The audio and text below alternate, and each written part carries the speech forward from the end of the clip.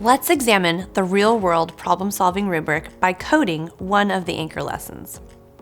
You'll be able to see how our anchor lesson meets certain levels of the rubric as we review it together.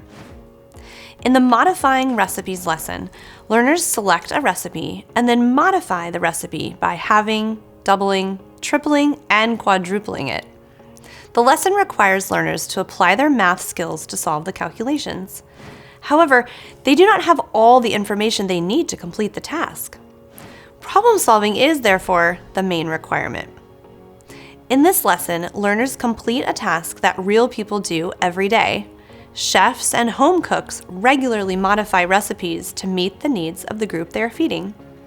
In fact, many students may have experience making a meal and can identify with needing to read and modify a recipe on their own.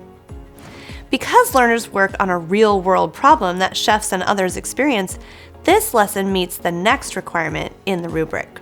In this lesson, learners complete the task by making calculations and entering their final answers on a chart provided by the educator.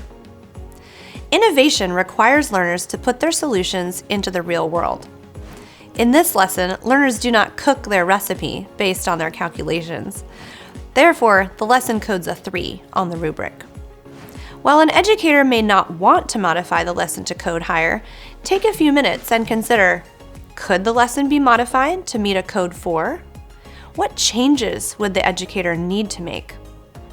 One extension to this lesson might be to have students design an app that automatically scales a recipe to the number of servings needed. And that definitely requires some innovation.